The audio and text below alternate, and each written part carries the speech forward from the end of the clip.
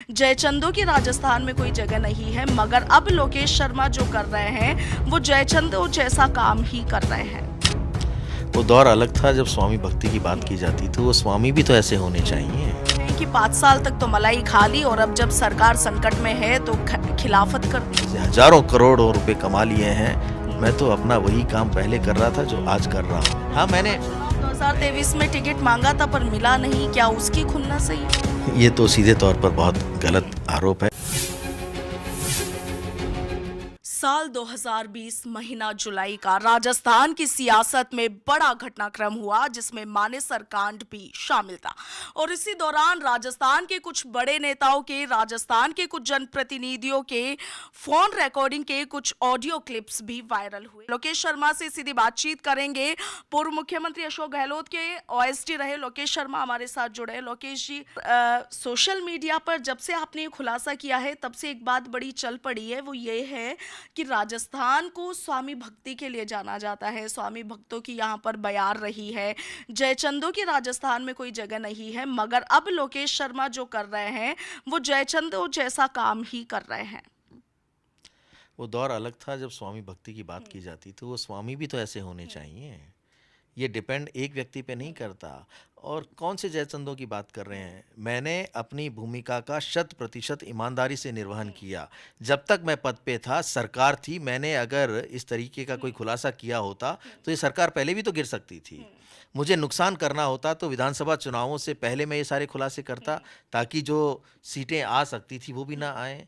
तो मैंने तो ऐसा कोई काम नहीं किया ना। लोकेश जी, लोग ये भी कह रहे हैं कि 5 साल तक तो मलाई खा ली और अब जब सरकार संकट में है तो खिलाफत कर दी। मैं ईश्वर से प्रार्थना करूंगा कि ऐसे लोगों को ये वाली मलाई अवश्य दें। क्योंकि ये जो मलाई मलाई शब्द का प्रयोग कर रहे हैं ना, एक भी व्यक्ति ये बता दे कि मैंने इस प्रदेश में इस पोस्ट पे रहते हुए कहीं इंडस्ट्रीज़ डाल ली हो, कोई फैक्ट्रियां डाल ली हो, कोई बिजनेस खड़ा कर लिया हो। अरे भाई, मलाई खाना किसे कहते हैं? जिन्होंने खाई उनका पता है कि किसने कहाँ रिसोर्ट बनाए हैं, किसने किस तरीके से हजारों करोड़ों रुपए कमा लिए हैं। मैं तो अपना वही काम पहले कर रहा था जो आज कर रहा हूँ। चुनाव मैंने 2023 में टिकट मांगा था पर मिला नहीं, क्या उसकी खुन्नस सही है? ये तो सीधे तौर पर बहुत गलत आरोप है। क्योंकि मेरा ये मानना है कि जो व्यक्ति सक्रिय राजनीति में होता है उसका अधिकार होता है कि वो टिकट की मांग रखे। उसी अधिकार के तहत पार्टी के सक्रिय कार्यकर्ता होने के नाते मैंने टिकट की मांग की कि मुझे टिकट चाहिए। और उसके पीछे भी मेरी इनसे बात हो चुकी थी। इनकी सहमति के बाद मैंने इनसे बैठ के चर्चा की मुख्यमंत्री अशोक गहलोत से कि मुझे अब इलेक्टोरल पॉलिटिक्स में आना है। इनके शब्द थे कि इससे अच्छी क्या बात होगी कि मेरा अपना इतना निजी व्यक्ति, मेरा भरोसे का व्यक्ति विधानसभा में आए। इससे अच्छी मेरे लिए खुशी की क्या बात होगी? विधानसभा चुनाव 2023 से ठीक पहले विधानसभा में गहलोत सरकार के ही मंत्री लाल डायरी फहराते हैं और लाल डायरी का मुद्दा उठाते हैं। और अब जब लोकसभा चुनाव 2024 का समय है, चुनाव अंतिम पड़ाव पे है, दूसरे फेज की वोटिंग होनी है, उस समय पे गहलोत के जो ओएसडी रहे लोकेश शर्मा वो इतना बड़ा खुलासा कर देते हैं कि फोन टैपिंग मामले में जो ऑडियो क्लिप्स वायरल हुए वो खुद अशोक गहलोत ने दिए। क्या ये सब वेल प्लानिंग के तहत हो रहा है? मैंने तो कोई प्लानिंग की नहीं। बाकी रही बात लाल डायरी की, तो वो लाल डायरी वाले जाने। बीजेपी के है साथ ना? मिलकर कुछ प्लानिंग? ये सारे कहते हैं ना कि ऐसे समय पे और कुछ बचता नहीं है कहने के लिए। तो ऐसे अनर्गल आरोप लगाए जाते हैं कि आप बीजेपी से मिल गए या बीजेपी में जा रहे हैं। मैं ये स्पष्ट कर देना चाहता हूँ कि अगर मुझे बीजेपी में जाना होता तो मैं विधानसभा चुनावों से पहले जाता, जहाँ जाके कोई अच्छी सी उनके साथ नेगोशिएट करता। क्योंकि मैं तो राजनीतिक व्यक्ति हूँ। मैं टिकट लेना चाहता था, कांग्रेस नहीं दे रही थी, तो मैं कहता कि भाई आप मुझे टिकट दे दो और मैं ये सारी चीज़ें कर दूंगा, मुझे डैमेज करना होता तो। लेकिन मेरी ऐसी कोई मंशा कभी नहीं रही। मैं अपने लीडर, अपनी पार्टी को कोई नुकसान नहीं पहुंचाना चाहता था। इसलिए ना तो मैंने विधानसभा चुनावों से पहले कुछ किया और ना ही मैं अब कोई बीजेपी में जाने की मंशा रखता हूं। ना लोकेश मेरे शर्मा वहां ने के किसी अभी व्यक्ति से कोई बात हुई। अभी आपने कुछ दिन पहले ही मुख्यमंत्री भजनलाल शर्मा और विनय सहस्त्रबुद्धे जी के साथ भी मुलाकात की है, इनका मतलब क्या निकाला जाए? विनय सहस्त्रबुद्धे जी मेरे बहुत पुराने परिचित हैं। वो यहाँ जब जयपुर में लोकसभा चुनाव के प्रभारी बनकर आए हुए हैं, तो हो सकता है ना कि हम लोग जो पुराने परिचित हैं, विचारधारा अपनी जगह होती है, पर्सनल रिलेशंस भी तो होते हैं। तो बीजेपी में शामिल होने की जो अटकलें लगाई जा रही है उन पर क्या कहेंगे? उन्हें पूरी तरह से खारिज करता हूँ मैं।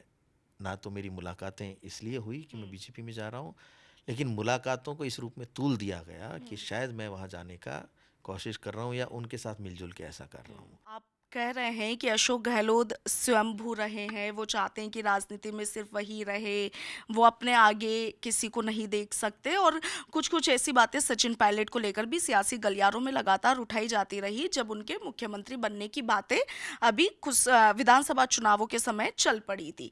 तो क्या इन सब बातों से आपका कांग्रेस का जो केंद्रीय नेतृत्व है, जो आलाकमान है, हाईकमान है, वो अनभिज्ञ है इन सब बातों से, उन तक ये बातें नहीं पहुंचाई जा रही? आलाकमान को धोखे में रखा जाता है ना। जैसे कि उन्होंने अपने मुख्यमंत्री पे भरोसा किया, उन्होंने इन्हें फ्री हैंड दे दिया क्योंकि इन्होंने ये विश्वास दिलाया था कि मुझे आप फ्री छोड़ दो, हर हाल में मैं कांग्रेस की सरकार की वापसी करवाऊंगा। तो जो हमारे आला कमान है, केंद्रीय नेतृत्व है, उन्होंने अपने व्यक्ति पे भरोसा किया ना। पता सारी चीज़ें पहुंचती होंगी जिस रूप में भी पहुंचती हैं, लेकिन अब निर्णय करने का वक्त है। अब ये सोचा जाना चाहिए कि क्यों राजस्थान में बड़े बड़े नेता दूसरी पार्टी में गए, कांग्रेस के नेता, और हर व्यक्ति ने पार्टी को छोड़ते हुए एक नाम अवश्य लिया था, वो नाम था अशोक गहलोत। कि हमारी सुनवाई नहीं होती, हम अपनी कोई बात कहना चाहते हैं तो हमसे मिलते नहीं हैं, हमें रिस्पॉन्ड नहीं करते हैं। अच्छा लोकेश, ये एक और इंटरेस्टिंग बात नोटिस कर रही हूँ, आपने कल इसी ऑफिस में अपनी प्रेस कॉन्फ्रेंस भी की और अब अशोक गहलोत पर जितने भी आरोप या आपके हिसाब से जो सच है वो आप कह रहे हैं इसी कमरे में कर रहे हैं, मगर ये जो कमरा है वो पूरा आपकी और अशोक गहलोत जी की तस्वीरों से अटा पड़ा है। तो जब अशोक गहलोत से इतने मनमुटाव हो गए हैं, फिर भी तस्वीरें अभी तक ऐसे की ऐसे यहाँ पर रखी है।